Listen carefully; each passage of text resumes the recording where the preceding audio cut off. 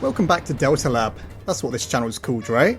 Toriel just can't seem to give Asgore a break. From Undertale to Deltarune, it's hard to believe there was ever a time these two got along. In Undertale, he did admittedly unalive 6 human beings with plans for a 7th, but we put an end to that. In Deltarune, however, Asgore's a very different person.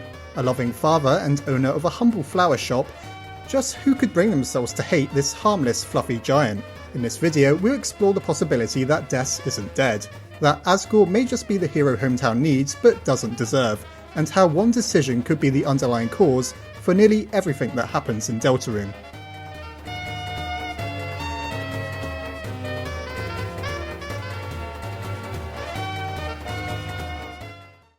We're first introduced to Asgore's new life as early as Chapter 1, a jarring shift for those of us used to Undertale where Asgore was the king of monster kind.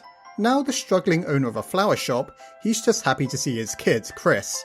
There's an interesting parallel to Undertale in the respects that he keeps 7 coloured flowers, a mirror to the 6 human souls he'd collected in Undertale. That's a theme we see all throughout Deltarune, parallels to Undertale. Deltarune is described as a parallel story to Undertale even on its page on Steam, and we should keep that in mind going forwards. Many of the same things have happened, but for completely different reasons.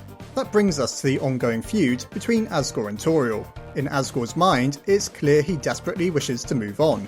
Constantly trying to impress her, even ambushing her with a bouquet of flowers after church service, it seems as if the idea that Toriel no longer has feelings for him is something he isn't even considering, let alone accepted. In Toriel's mind, however, it's apparent that whatever Asgore did is unforgivable. If only we, Chris, the child caught in the middle of our parents' spat, knew what it even was. Well, Chris probably does, but we the player are treated as separate from the character we control in Deltarune. To get to the bottom of Toriel's disdain for Asgore, we're going to need to look deep into what really occurred one fateful day in Hometown.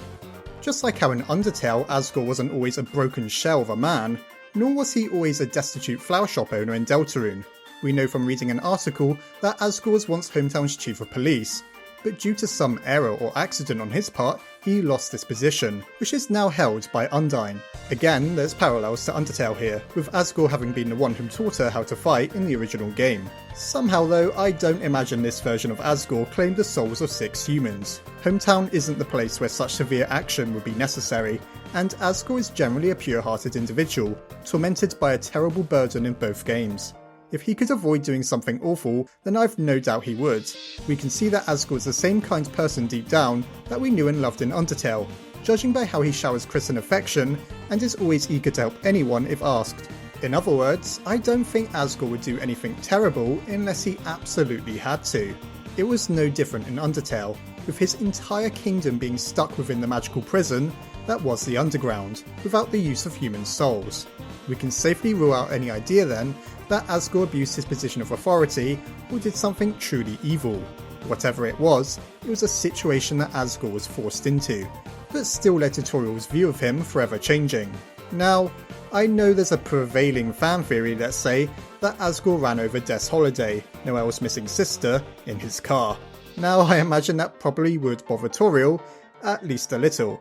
It is a funny, if somewhat morbid idea, and while it's definitely not what happened, the notion that Asgore was involved in something relating to Des does actually hold water. Now, the idea that Asgore maybe did something cruel or unjustified towards Des does seem like a bit of a stretch. Rudy, Des's father, is one of Asgore's closest friends after all, and Carol seems to have no problem with him either. If this is really the case, far more people than just Toriel would take issue with him, so we can safely rule that idea out. Des is, as far as we're aware, missing, and though there's nothing actually directly tying Asgore to her, it's a pretty easy inference to make. Des has been missing for some time, and so too have Toriel and Asgore been separated. There really isn't that much that would have obviously caused this, given how the dilemma in Undertale doesn't exist in Deltarune. So the most obvious link would be Asgore's resignation from the police force. With that in mind, few things could be worse than failing to find a missing person, or perhaps even being the reason said person went missing in the first place. Of the two, it's almost certain to be the latter, as why else would Toriel now be so repulsed by Asgore? It's time we really got to the bottom of just what exactly Asgore did then that seemingly kicked off the events of Deltarune. If we shift our focus to Chapter 4, during its beginning we head to the Holiday family home.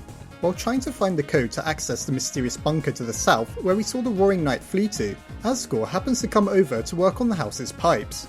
It's during the time that we control the Red Soul, detached from Chris's body, that we're able to observe our adoptive father talking to himself as he works hard to earn a living.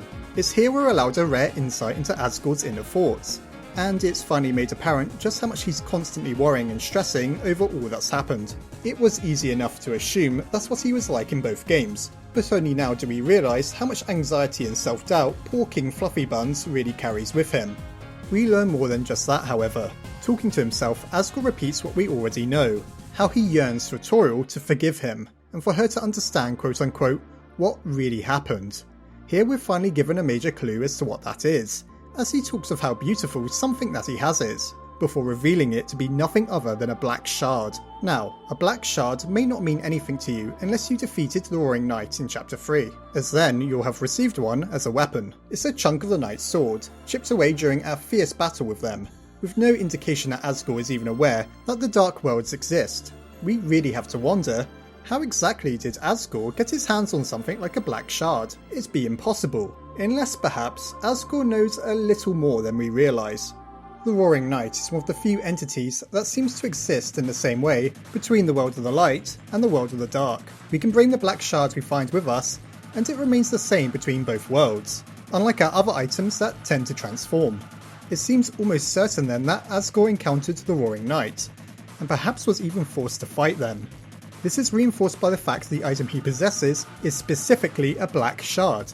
If he had merely met them and perhaps wasn't considered an enemy, then maybe he would simply possess a piece of their armour or something to that effect. Instead, it's a broken piece of the strange dark substance that comprises them, indicating that just like we did in Chapter 3, Asgore duelled this incredibly powerful foe, and it seems as if he actually won.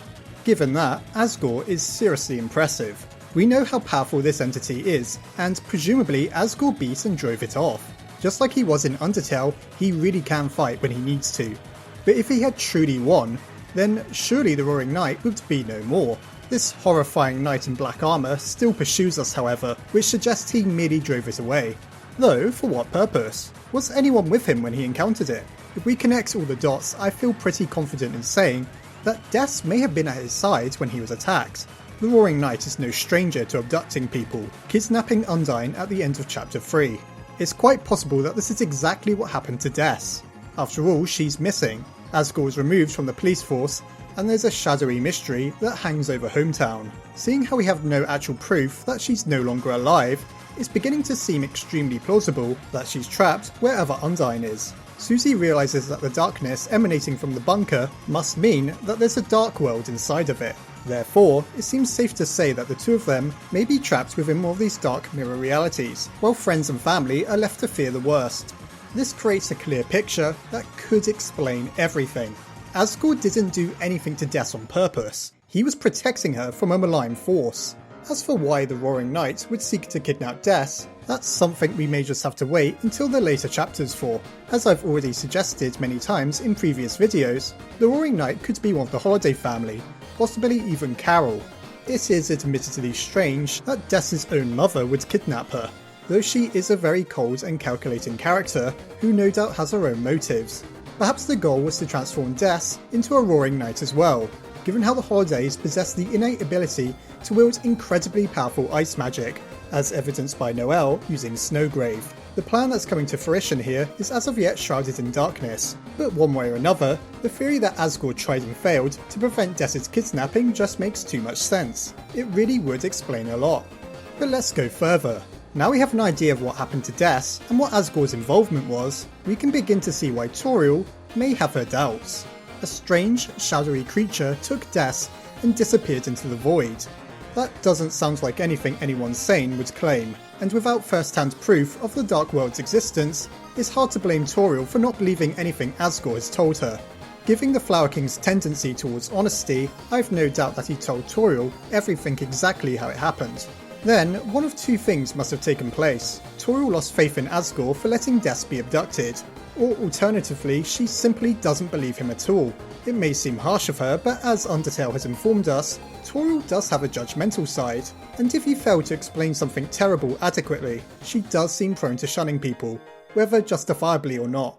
And with that, we can see how Asgore simply being in the wrong place at the wrong time may have just kicked off the events of Deltarune. There's no way he actually wanted to lose track of Des, to be ousted from his stable position working in the police force. Asgore is a hard-working and devoted father, and all we see of his character suggests that he only wants the best for his friends and those he loves. Despite what happened, it seems his close friend Rudy doesn't hate him for it. There's definitely something of a bromance going on here, and maybe for whatever reason, he had an easier time believing Asgore than Toriel did.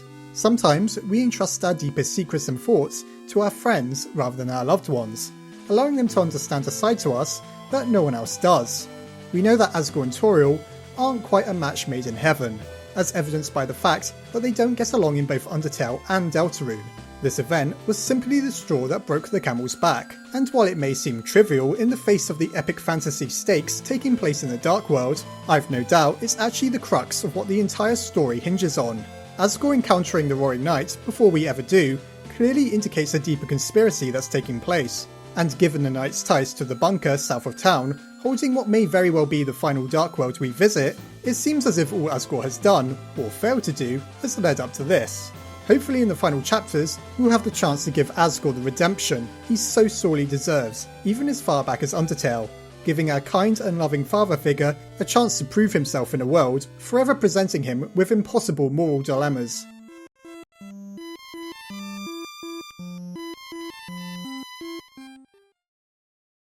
I hope you enjoyed this deeper lore dive into Asgore's character in Deltarune, and what I believe is proof of just how extremely important he really is. If there's anyone who can help us stop the Roaring Knight, it's no doubt the man who faced them and lived, though it's possible that when the time comes, Chris and the soul controlling them will be at odds. If you want a deeper explanation of what I mean by that, be sure to check out my video titled Is Chris Evil? Thanks for watching everyone, and I'll see you next time.